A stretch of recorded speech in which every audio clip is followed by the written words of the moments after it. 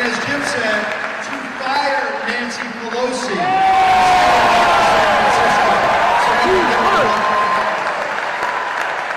me tell you something else I'm proud of, because we both share something in common. We might have a little bit of a rivalry. Louisiana and Indiana. The girl who went to the same middle school as both of my kids, Harrison and Madison, St. Catherine of Siena, is the school where Amy Coney Barrett, the next Supreme Court Justice, went to the University of Indiana. I know y'all are proud of Amy. We're so proud of Amy. She's got a unanimous vote today out of committee. She is going to do this whole country race. And that shows you the values of this president. This is a president who says what he's going to do, and then he does what he said he would do. That means something still in this country. He said, I'm going to put good justices who actually believe in and will follow the Constitution on the Supreme Court. He did it once, he did it twice, and now he's going to do it a third time. President Trump said he would keep America safe. He said he was going to build the wall. He's building the wall. He's protecting this country. He said he would take on countries like China who were cheating and stealing and not following the rules of trade deals. And he's been standing up to China and will continue to. I wish Joe Biden stood up to China. You know, Joe Biden had 8 years when he was in the White House with Barack Obama to stand up to China. Did he do it? No!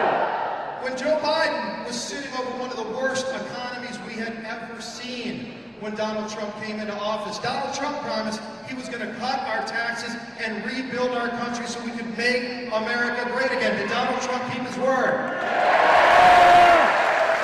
Now, the one thing Joe Biden has said that we really need to take him at his word on is that he'd repeal the Trump tax cuts. Well, guess what? I don't know if Joe read the bill. I read and helped pass that bill. That bill cut taxes for every income level in America. And if you repeal it, that means Joe Biden will raise taxes on every income level in America. We can let that happen, Indiana.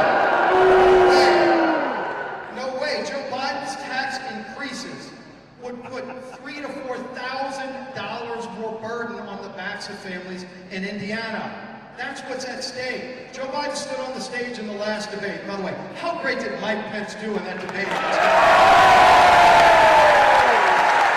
What a great performance by our great vice president.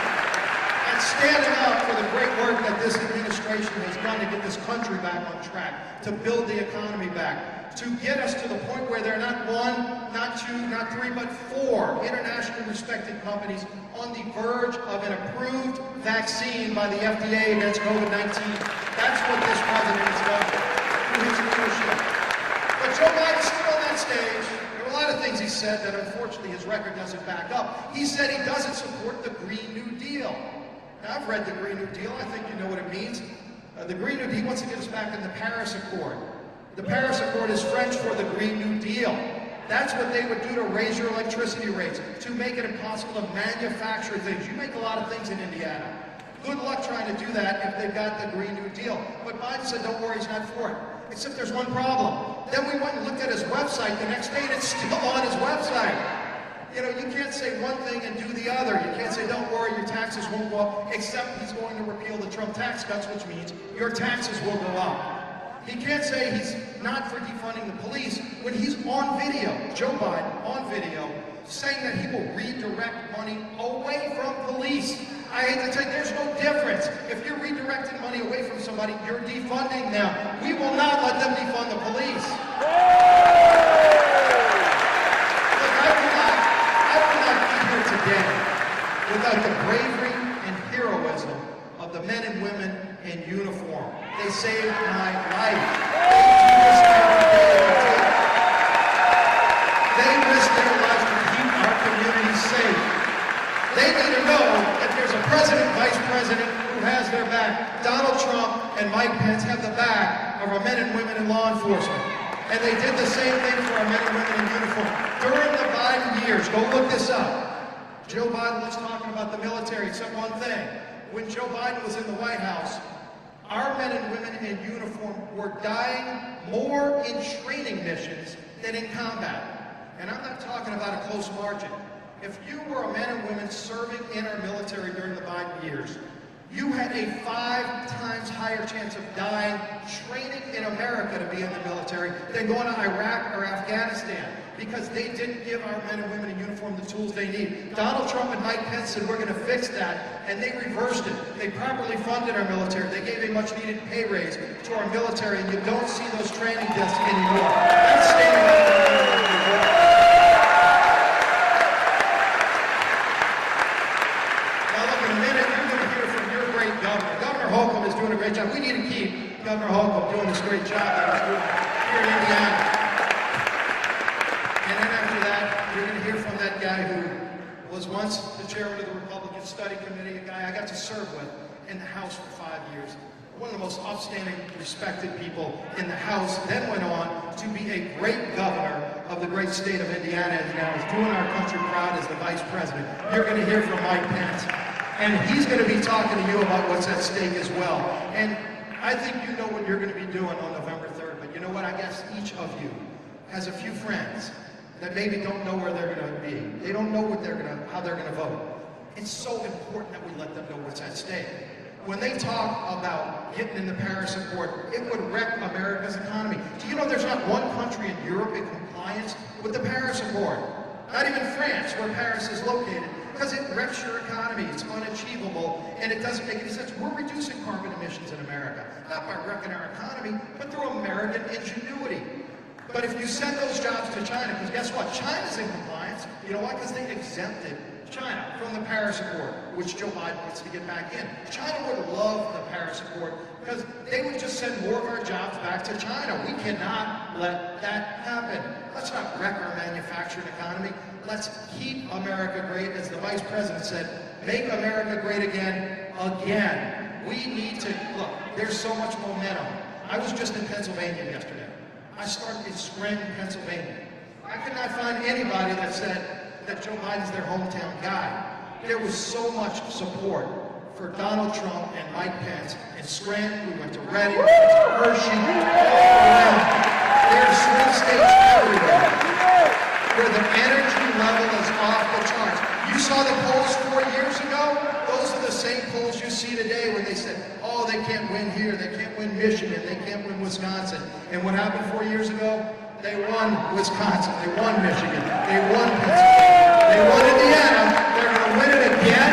It's going to take your support, your energy. I love this excitement. Let's keep this going, keep the momentum, have a great debate tonight, and keep America great. Thank you all.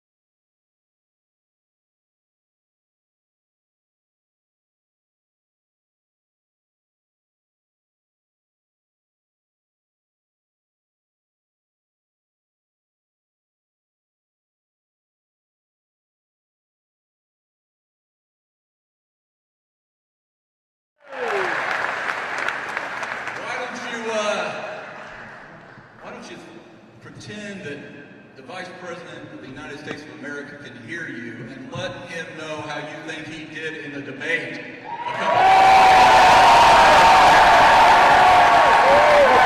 I know we got another one tonight. With you as my witness, I want the Vice President to be reminded. He calls in, he checks in from time to time about how we're doing all around the state of Indiana. But I want to assure him that we are on a roll in the state of Indiana. The state of Indiana is going to be first on the board come election night for this president and vice president.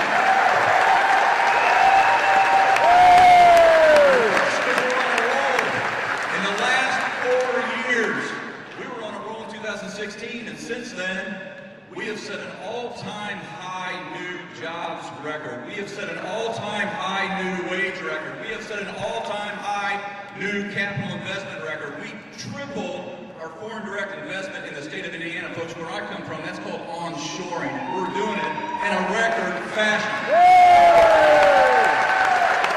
The state of Indiana has received an A+, #1 in the nation for our infrastructure. We take care of, that's paid for, not debt financed. At the very same time that we've been on this roll, attracting investment from all over the world, all over the country, coming to Indiana. Our phone is ringing off the hook. There are folks making bad decisions around this country. And we're creating real separation between us and the competition. At the very same time, don't lose sight of this, the state of Indiana, it was just announced about 10 days ago, has become the #1 state in America for foster kids getting adopted into their permanent home.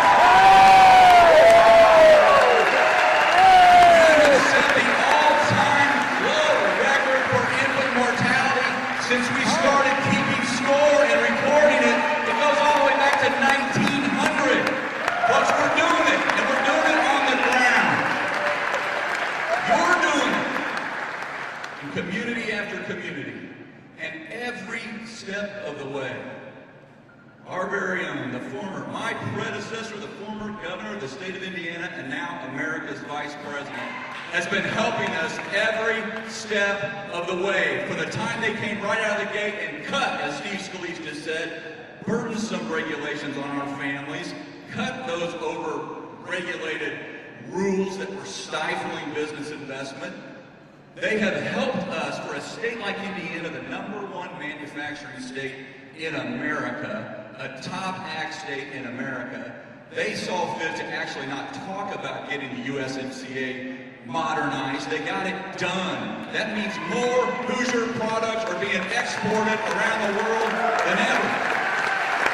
We are rocking and we are rolling because of their leadership. And here's the one thing I want to leave you with. I've known this guy for decades, personally. And he is the same guy from the first day I met him. He has not forgot where he came from. He has not forgot the cornfield in his backyard in Columbus. It got him to where he is today, and it's going to get him where he's going. Ladies and gentlemen, let's give a warm Fort Wayne welcome to the Vice President of the United States of America, Mike Pence.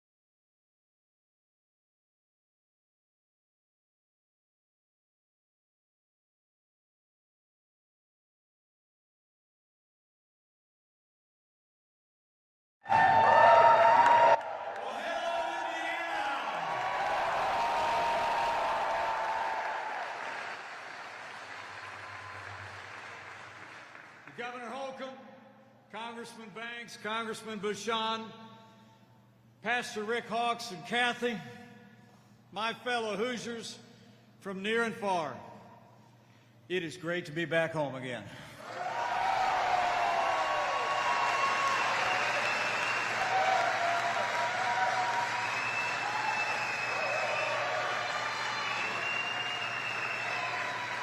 And it's great to be back home in the Hoosier State, just 12 days away from another great victory all across Indiana and all across America.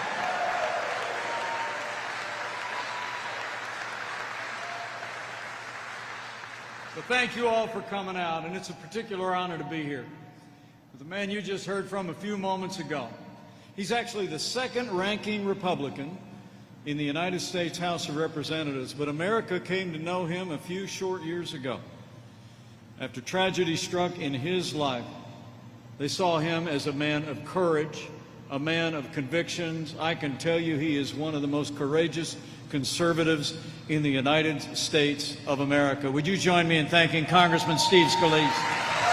Thank you for being in the Hoosier State.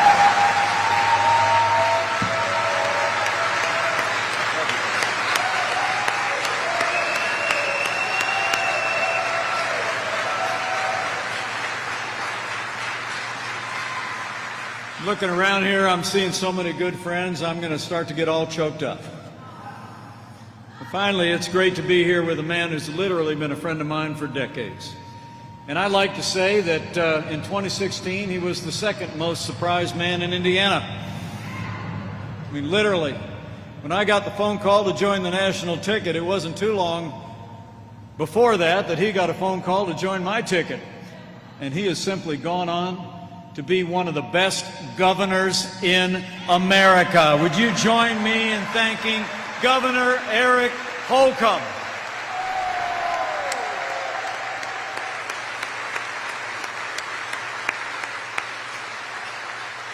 It's so good to be with so many friends, and if you have a chair, you can feel free to take it.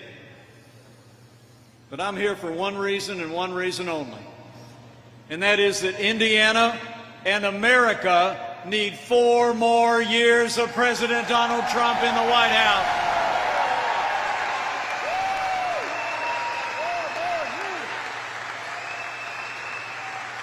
And right after you get that done, let's get 4 more years of Governor Eric Holcomb in the State House.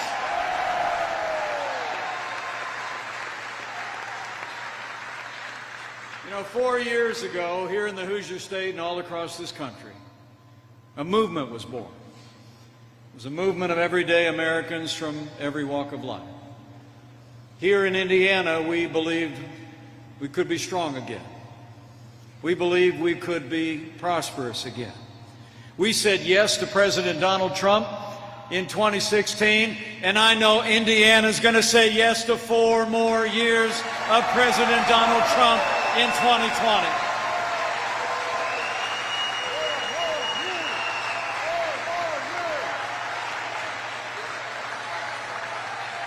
And let's make Indiana first on the board to re-elect President Donald Trump.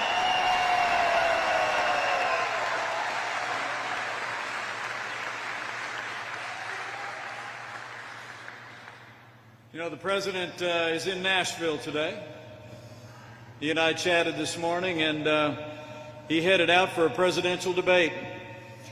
He is going to take the stage in just a few hours, and he is going to take the fight straight to Joe Biden, and I can't wait.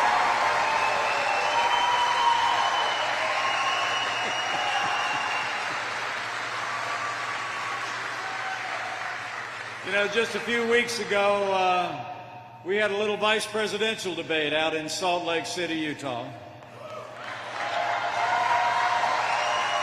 Thank you. Some people think we did all right. Thank you. But I can tell you it was a privilege for me to be on that stage, to be able to talk about all that we've accomplished together over the last 3.5 years and what we can still do with 4 more years of President Donald Trump in the White House. I mean, think about it. 4 years ago, we inherited a military that had been hollowed out by devastating budget cuts, an economy that was struggling to break out of the slowest recovery since the Great Depression. Terrorism was on the rise around the world, and we witnessed a steady assault on our most cherished values. But in 3 short years, we rebuilt our military. We revived our economy. We secured our border, supported law enforcement, and stood for life, liberty, and the Constitution of the United States.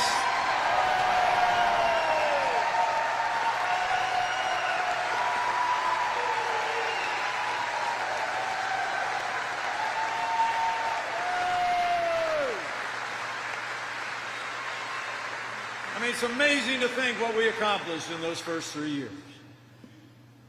It all starts, of course, with our national defense. You know, after years of one budget cut after another that literally caused a large portion of our Air Force to be kept on the ground the year we took office, to be used as spare parts to keep other aircraft in the air. President Donald Trump signed the largest investment in our national defense since the days of Ronald Reagan.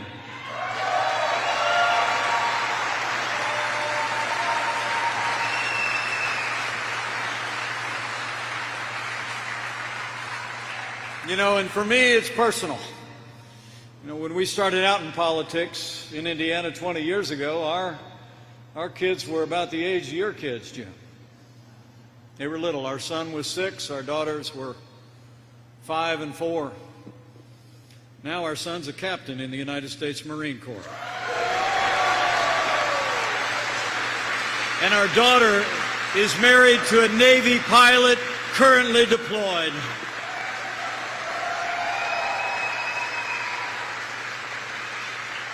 And I'm proud to report on their behalf as your Vice President and as a proud dad and proud father-in-law, we are finally giving our soldiers, sailors, airmen, Marines, and Coast Guard the support that they deserve. We're doing it.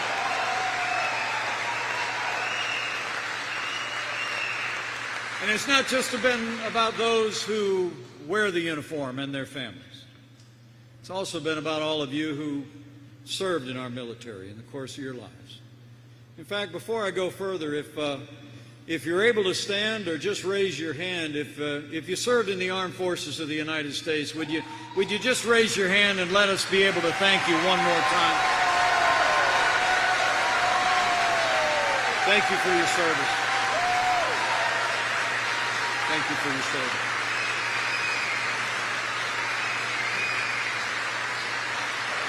Thank you for your service. God bless you. You know, when Joe Biden was vice president, you all remember, America saw years of scandal at the VA that shocked the conscience of our nation.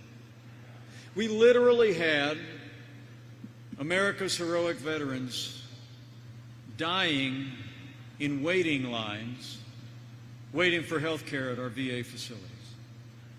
But when President Donald Trump walked into the Oval Office, all that changed. President Trump has signed the most sweeping reforms of the VA in 50 years. We've fired more than 3,000 employees that weren't giving our veterans the care they deserve, and Veterans Choice is now available for every veteran in America.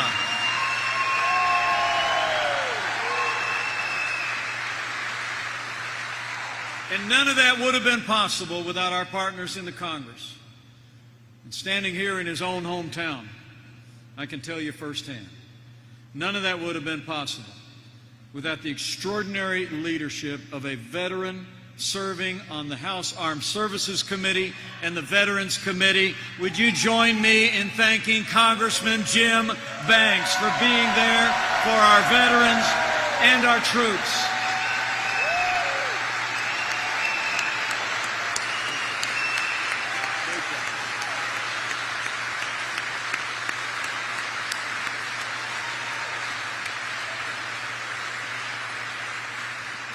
What a great guy. So it's been about providing for the common defense and being there for our veterans. And in our first 3 years, after Joe Biden spent 8 years trying to spend and tax and regulate us and bail us back to a growing economy, President Donald Trump created the greatest economy in American history. It's true. It's amazing to think, in the midst of a global pandemic, Joe Biden actually wants to raise taxes by $4 trillion. Now, President Trump, he cut taxes across the board for working families and businesses large and small. We rolled back more federal red tape than any administration in history. We fought for free and fair trade, unleashed American energy, and in just 3 short years, businesses large and small created more than 7 million good-paying jobs, including 88,000 jobs right here in the Hoosier State. Amazing. In those first 3 years, unemployment reached a 50-year low, and wages rose at their fastest pace than any time in the last 10 years. And what means the most to the President and me is wages rose most rapidly for hardworking, blue-collar Americans. The forgotten men and women of America were forgotten no more. It's true. And when it comes to jobs here in the Hoosier State, you know, I always used to tell people in Indiana we do two things well. We make things and we grow things.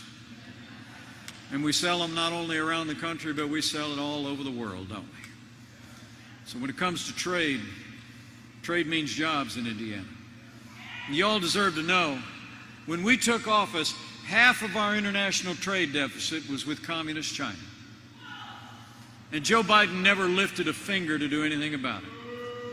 In fact, Joe Biden has been a cheerleader for Communist China all along the way. He said the rise of China was a positive development, and he dismissed the notion that China was even a competitor of the United States. But under President Donald Trump, we put China on notice. We said the era of economic surrender is over. We imposed tariffs on China, and we'll keep standing strong until they open up their markets to what we make and what we grow.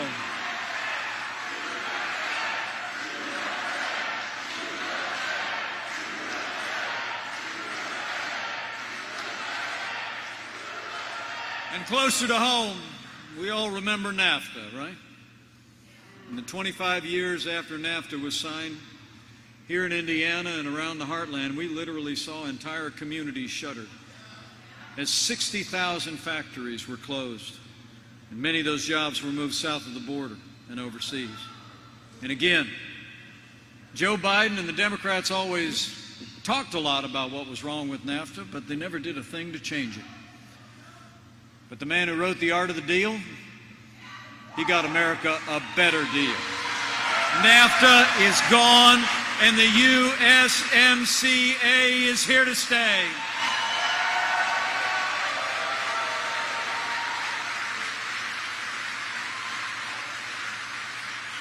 And when it comes to energy, Joe Biden and the radical left want to crush American energy and American jobs under a $2 trillion version of the Green New Deal.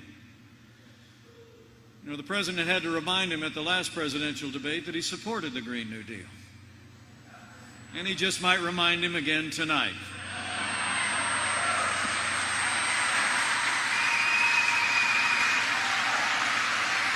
I mean, the Green New Deal on their campaign website is essentially the same as AOC's Green New Deal. And that's according to USA Today. But the Green New Deal actually would require the retrofitting of 4 million business buildings, 2 million homes, would raise the cost of electricity for every home and business in Indiana and in America. President Trump, he's been a champion for American energy.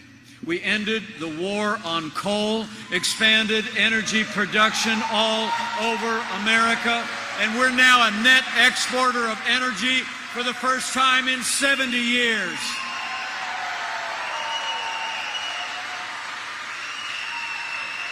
We're energy independent. You know, when Joe Biden was vice president, America actually lost 200,000 manufacturing jobs. And the president back then said they were never coming back. You know, I got to tell you, I don't have to tell you out here in Indiana, I mean, these people on the East Coast and the left coast like to call this part of the country back in those days the Rust Belt. Remember? And there was a lot of rust on the belt buckle when they were running things. Remember President Obama 4 years ago? When he talked about those 200,000 manufacturing jobs were gone, he said they were gone for good. He said, "What magic wand do you have?" Well, we didn't need a magic wand. We just needed President Donald Trump in the White House. 500,000 manufacturing jobs in the first 3 years, including nearly 10,000 right here in the Hoosier State.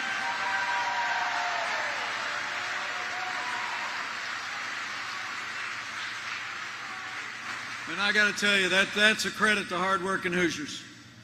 It's a credit to this president and his policies. Our allies in the Congress support it. But I also want to say it's also a credit to a governor who believes in Indiana manufacturing and has fought for Hoosier jobs. Join me in thanking Governor Eric Holcomb for putting Hoosier workers first.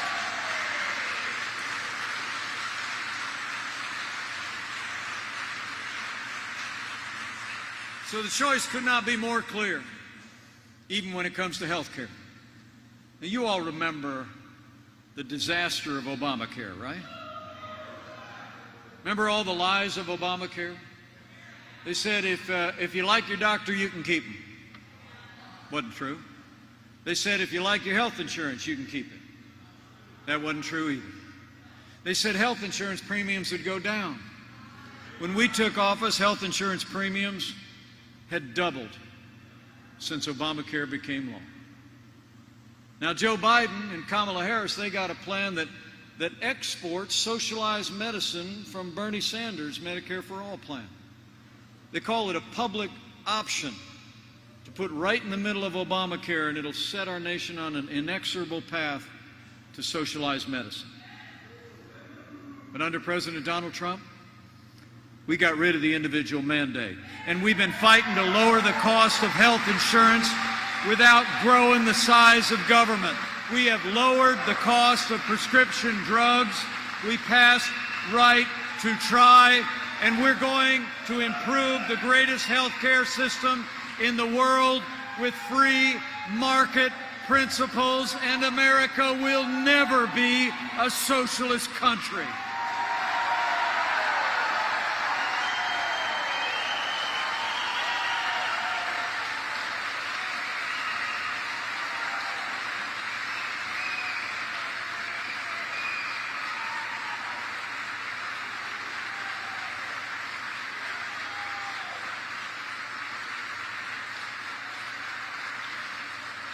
We've been improving health care in this country, and we're going to keep improving it. And I got to give one more credit where credit's due, folks.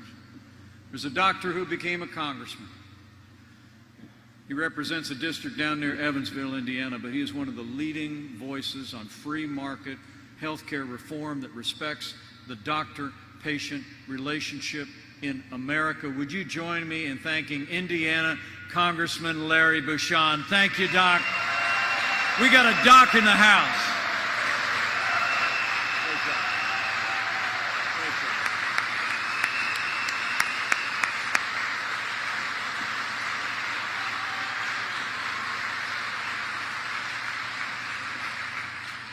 To my fellow Hoosiers, we have a choice to make on this economy. I really believe it's a choice between a Trump recovery and a Biden depression. There was a recent study that just came out that said Joe Biden's economic policies would cause America to lose 5 million jobs.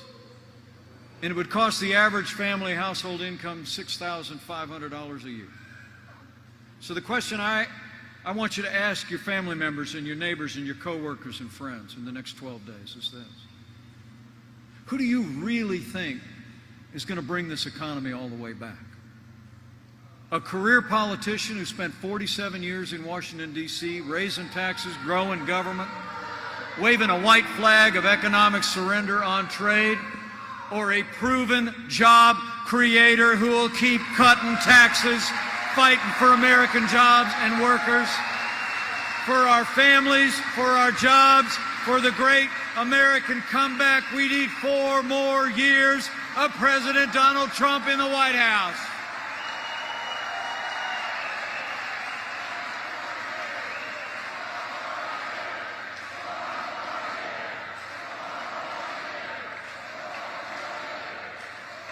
That's what we need. So we've stood for our national security. We've stood for prosperity, fought for American jobs, American energy, and American workers. And every single day, President Donald Trump has stood for the rule of law. As I stand here today, our president has confirmed more than 230 federal judges, and they are all principled conservatives who will uphold the freedom of religion, the freedom of speech, and the Second Amendment right to keep and bear arms.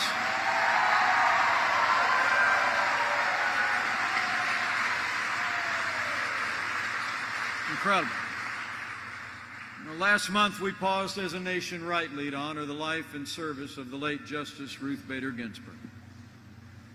But when the memorials were over, President Trump fulfilled his duty under the Constitution. And he nominated a principled, brilliant, conservative, Hoosier woman to the Supreme Court of the United States of America, Judge Amy Coney Barrett. Isn't she great?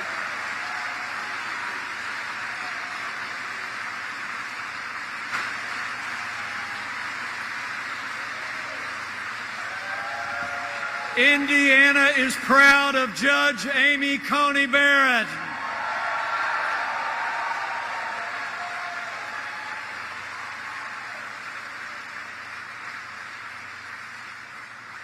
What an amazing person. Now, the President and I did call on the Democrats to give Judge Barrett a respectful and dignified confirmation this time around. But we have reason to be concerned. As you might remember, a couple years ago when she was being confirmed to the Court of Appeals, the ranking Democrat on the Judiciary Committee actually said she was concerned because Judge Barrett's Catholic faith.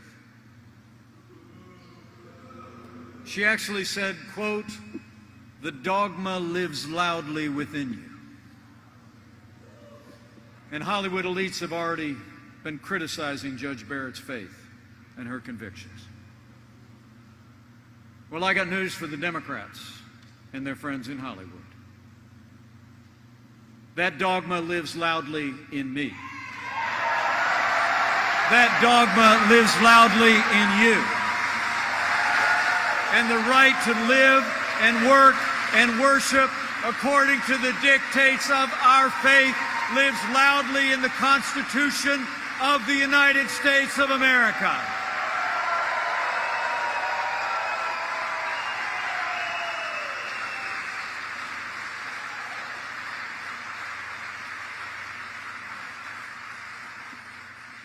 Now, the Senate's going to vote this Monday. They got her out of committee today.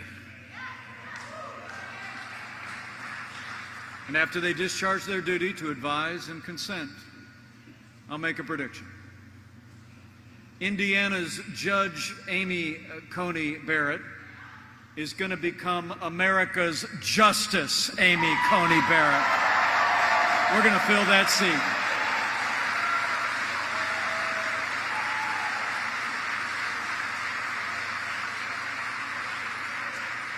Now, Hoosiers deserve to know one more thing about the Supreme Court.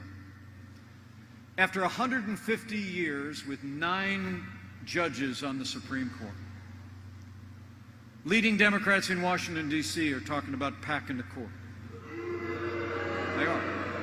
They're talking about adding seats to the Supreme Court so they can appoint activist liberal judges to enact their liberal agenda from the bench. And Joe Biden's been all over the map on this. First, he said he wasn't going to answer it. Then he said he was going to answer it after Judge Barrett was confirmed next week. And now he just told a television interview that he's going to answer the question after the election. He called it a live ball.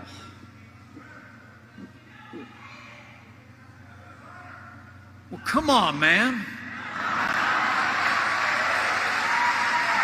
The American people deserve a straight answer, Joe. When you're running for the highest office in the land, we got to know if you're going to respect the highest court in the land.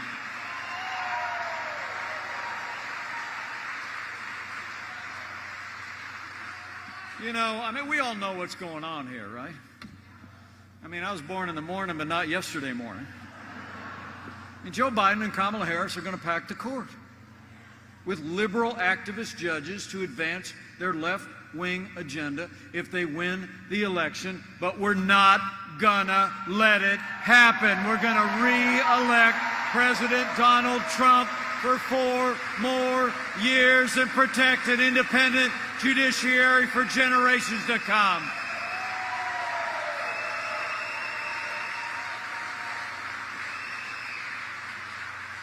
So we've stood for the rule of law, appointed judges at every level, and we'll stand for that independent judiciary.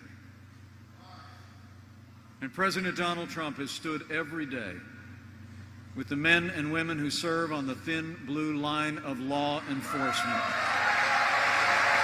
And we always will.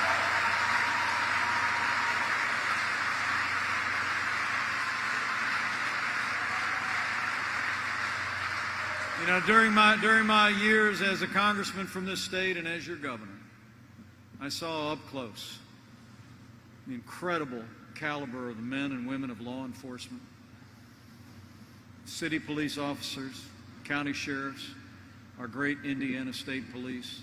And as I've traveled around this country, I can tell you, the men and women who serve in law enforcement across this state and nation are some of the best people in this country. And they deserve the respect of every American every day.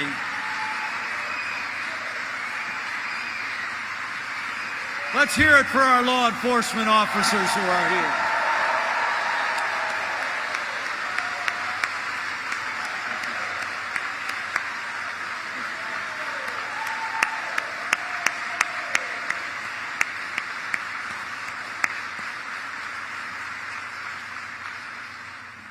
Now, the President and I will always support the right of peaceful protest. It's enshrined in our Constitution.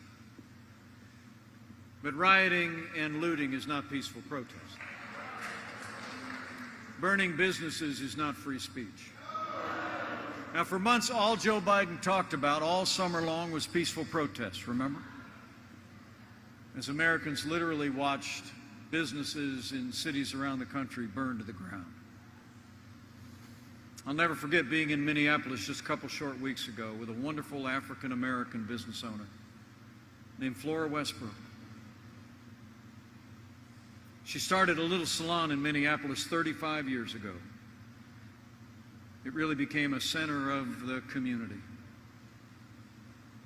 But she told me about the night, just a couple nights after the killing of George Floyd, how she watched the protesters come closer and closer and closer to her little salon until they burned it to the ground. Well, I'm proud to report to you that Flora's getting a lot of support, and we're going to rebuild that salon.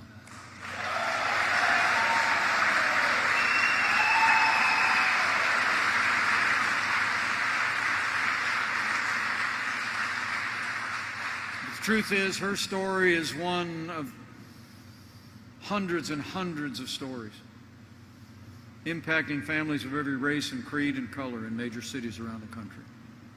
And the truth is, Joe Biden's policies,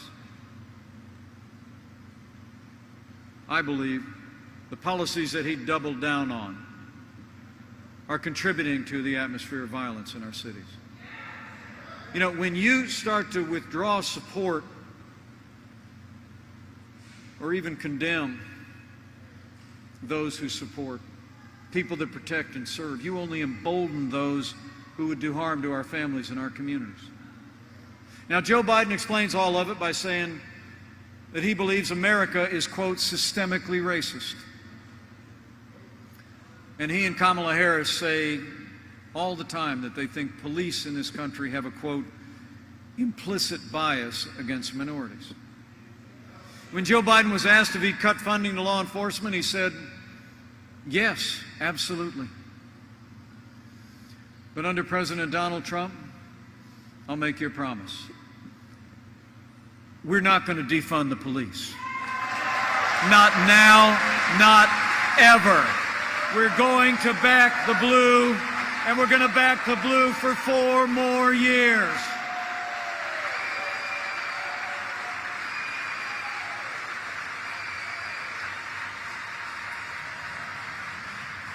You and I know what the President knows. And that is we don't have to choose between supporting law enforcement and supporting our African American neighbors and families and other minorities and families in our major cities. We've done both for the last 3.5 years, and we'll keep doing both for 4 more years. Under this administration, we've provided record funding for law enforcement, 4,000 new police officers on the street. This summer, when violence was impacting our cities, we launched Operation Legend, named after a 4-year-old little boy who was killed in his bed by violence. And we've already arrested 3,000 violent offenders in cities across the country. But at the same time, the last 3.5 years, I couldn't be more proud to be Vice President in an administration that saw the lowest unemployment ever recorded for African Americans. We have fought for school choice for every family in every city in America. We created 8,000 opportunity zones. We passed criminal justice reform. And this president signed the largest investment in historically black colleges and universities ever. We're going to stand with law enforcement. We're going to stand with our minority communities, and we're going to have law and order in every city, in every state, for every American of every race and creed and color. So help us God.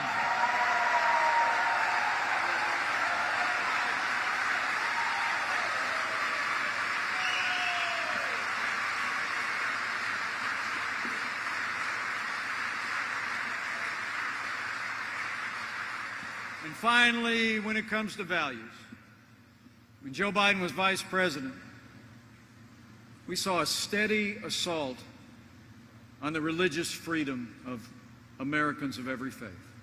We did. Conscience rights of doctors and nurses and religious charities were compromised. And when Joe Biden was Vice President, their administration actually hauled the Little Sisters of the Poor into federal court to force them to compromise their faith to live under the mandates of Obamacare. President Donald Trump, we restored the conscience rights of doctors and nurses and teachers and religious charities, and President Trump ended the assault on the Little Sisters of the Poor, and the Supreme Court made it permanent.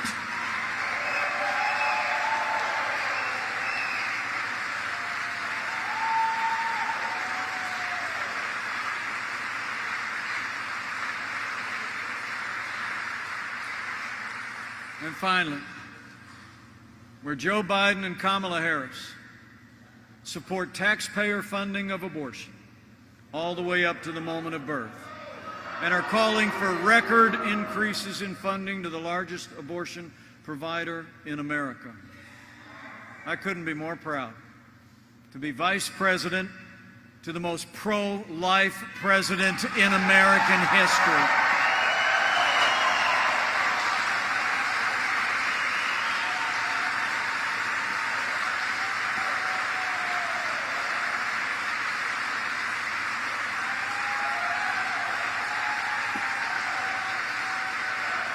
In our first month in office, this president reinstated the Mexico City policy to make sure taxpayer dollars would never provide or promote abortion.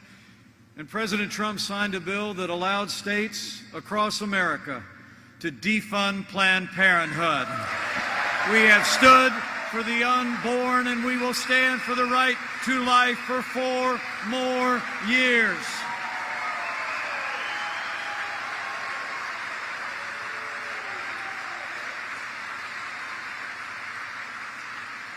So in our first 3 years, if you're taking notes, we rebuilt our military, we revived the economy, we stood for law and order and liberties in life. And let me say, none of that would have been possible without the strong and consistent support of Indiana's delegation to the United States Congress. So Hoosiers, right after you re-elect President Donald Trump for 4 more years, we need to send Congressman Jim Banks, Congressman Larry Bucshon back to a new Republican majority in the House of Representatives and retire Nancy Pelosi once and for all.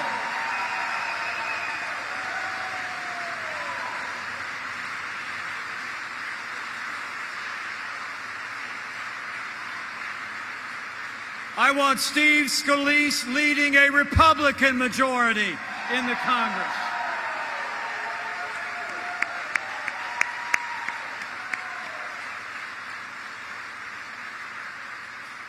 I mean, really, when you look at what we were able to accomplish when we had a Republican House and a Republican Senate, all the progress we made as a nation in those first 3 years, there's only one way you can describe it. In 3 short years, we made America great again. We did.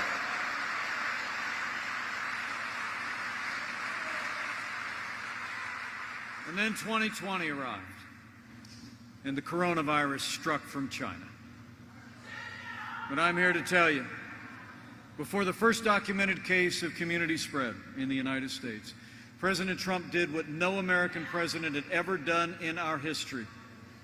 He suspended all travel from China, the second largest economy in the world. True. Now Joe Biden called that xenophobic. Remember? He actually said it was hysterical. He wrote in a major newspaper that closing down travel from any country would make things worse. But I can tell you firsthand, having led the White House Coronavirus Task Force for the last 8 months,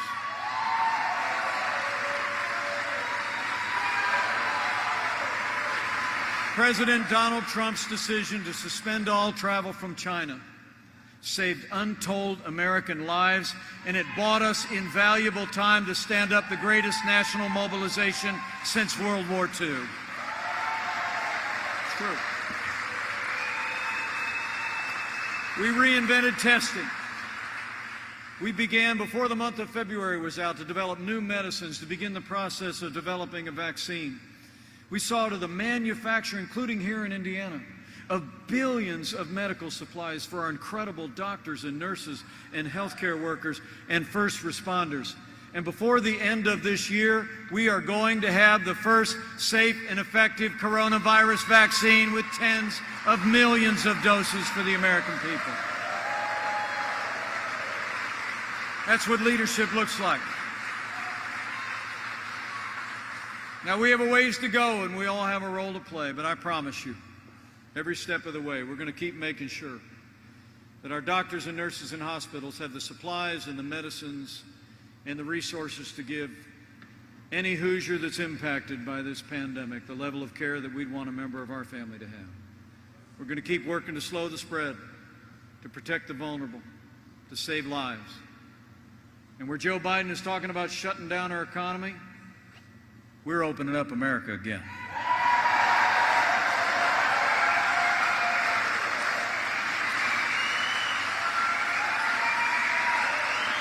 We're doing it. I mean,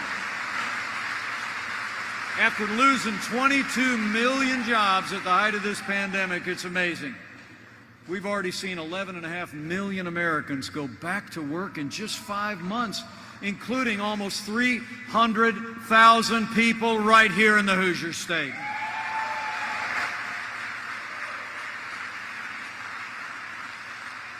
We're working every day to open up America again, and we are opening up America's schools. And I'm proud to report to you, Mrs. Pence is already back teaching in a classroom in that little Christian school near Washington, D.C.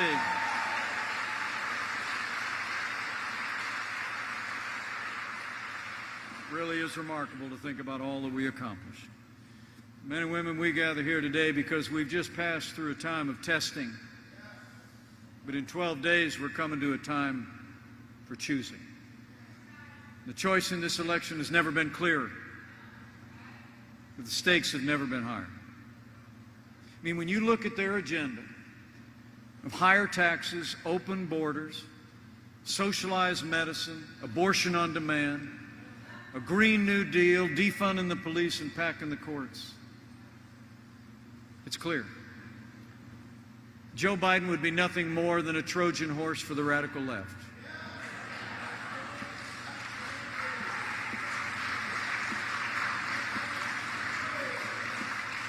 Now, Joe Biden said at their convention that democracy is on the ballot. Well, I think our economic recovery is on the ballot. I think law and order are on the ballot. But I also believe there are things much more foundational and fundamental to who we are that are on the ballot as well. You know, in this election, I think it's not just whether America is going to end up more conservative or more liberal, more Republican or more Democrat, more red or more blue. I think the choice in this election is whether America remains America.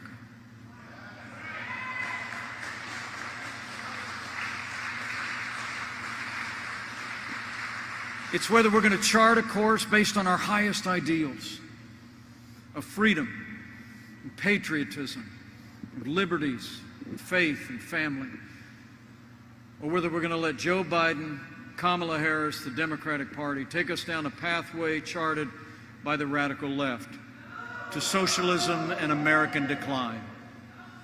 So let me say, for our freedom, for all the ideals that have always made America great, my fellow Hoosiers, we have to decide right here and right now that Joe Biden will never be President of the United States. We're going to re-elect President Donald Trump for 4 more years.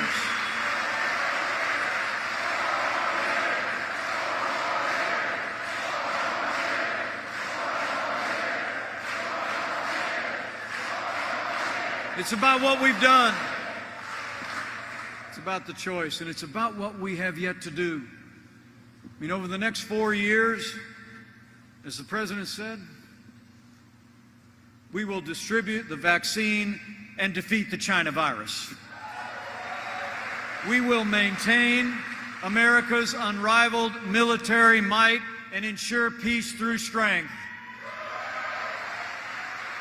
We will make Indiana and America the manufacturing superpower of the world and end our reliance on China.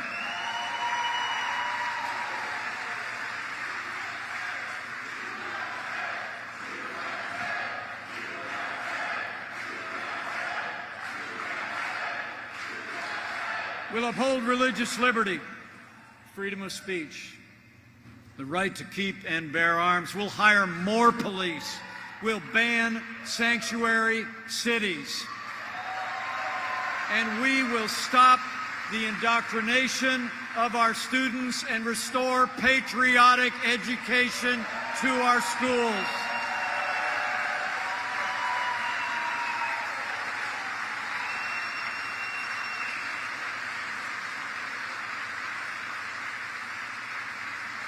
And as President Trump said at Mount Rushmore, we'll teach our kids to love our country, honor our history, and always respect our great American flag.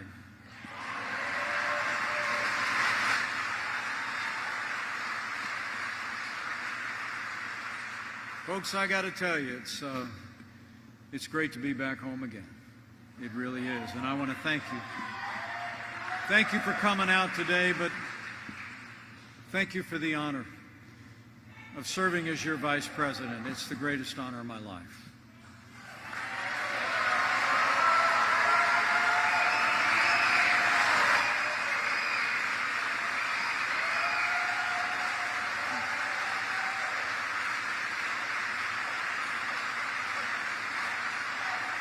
I can tell all of you, Karen and I know that everything in our life is a result of the grace of God, the support of my family, and the confidence of the people of Indiana. And we will never let you down.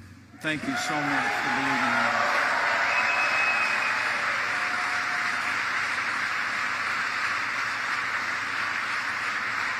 You know, it's hard for me to believe that 4 years have passed. It's hard for me to believe that 4 years have passed since the day I got the phone call to join this national ticket. I'll never forget it. Like all of you in this room, I saw in our candidate 4 years ago a man who had the leadership qualities, who had the vision, who had the agenda to make America great. We got tipped off that the phone call was going to come in at the governor's residence. It was about 11 o'clock at night. Karen and I had prayed all the way through it. We knew we were going to say yes in a heartbeat. And then the phone rang. And I picked up the phone. And I heard that familiar voice over the phone lines. And he said, "Mike, it's going to be great."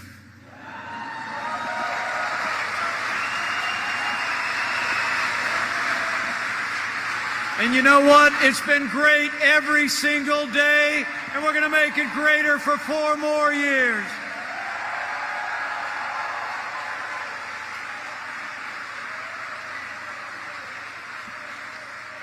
You know, before I got that phone call, the president and I didn't even know each other that well.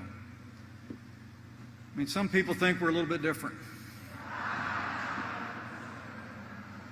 But I can tell you we've become very close friends.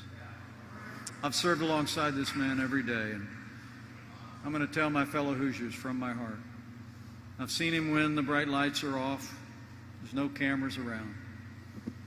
And I can tell you firsthand, against unrelenting opposition by the Democrats and their allies in the national media, there's never been a day gone by that this president hasn't gotten up and fought to keep the promises that he made to the people of Indiana. Now it's our turn to fight for him.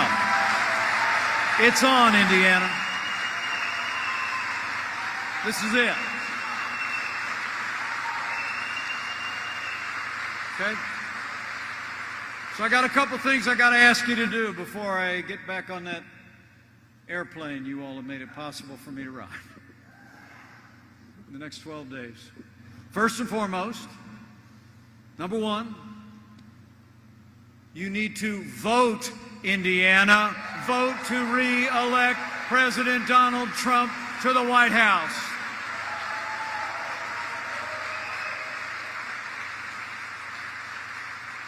Early voting has already started. Karen and I are going to be turning in our ballots tomorrow down in Indianapolis. You can get it done too. You just go down to Memorial Coliseum. They're open 8 to 4:30 every day. Just go down. And remember, friends don't let friends vote alone. Bring a family member, bring a neighbor, bring a coworker, and vote to re-elect President Trump, vote to re-elect Governor Holcomb, vote to re-elect Congressman Banks. Vote Republican.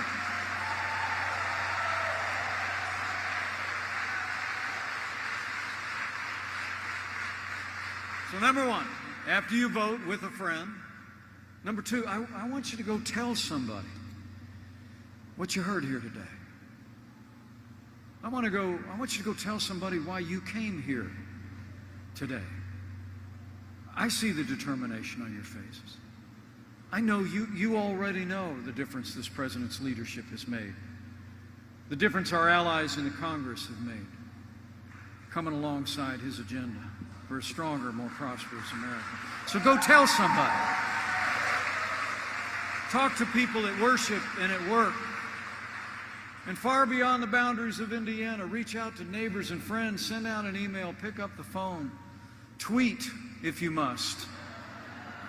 But let people know why you so passionately support this president and this team and this agenda and all that we can do for 4 more years. And finally, lastly, I would tell you that if you're inclined to bow the head and bend the knee over the next 12 days, I'd encourage you to do that too.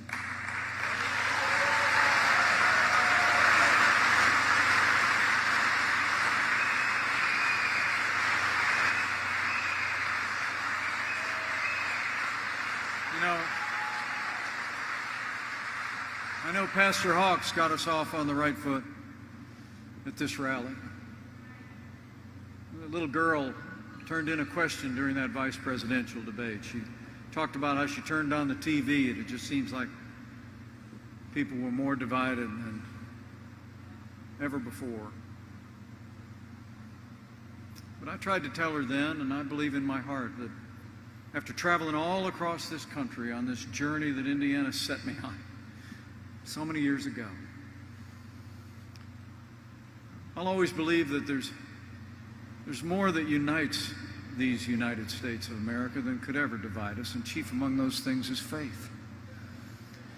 This is a nation of faith.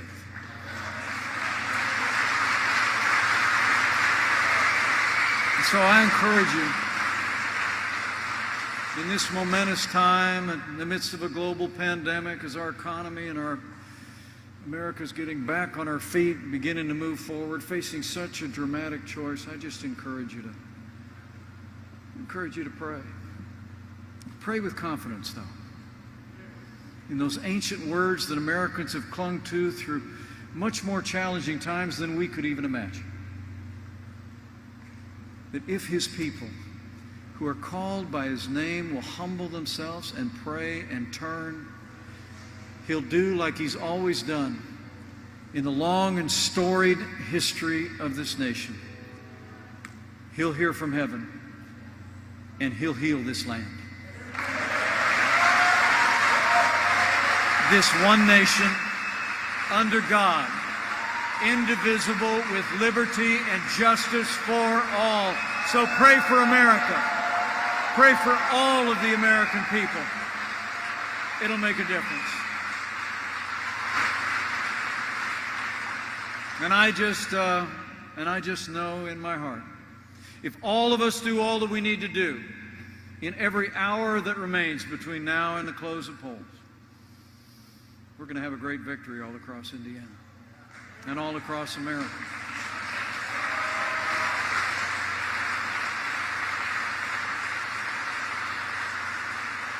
We're going to make Indiana and America stronger than ever before.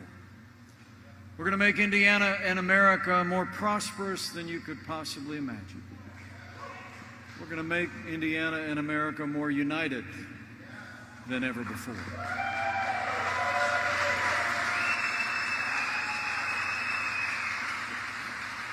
And with Congressman Jim Banks, Congressman Larry Bucshon, and Steve Scalise back in a new Republican majority on Capitol Hill. With Governor Eric Holcomb back in the State House. With President Donald Trump back in the White House for 4 more years, and with God's help, we will make America great again.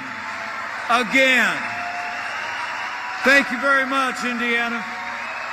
God bless you, and God bless America. Let's go get it done.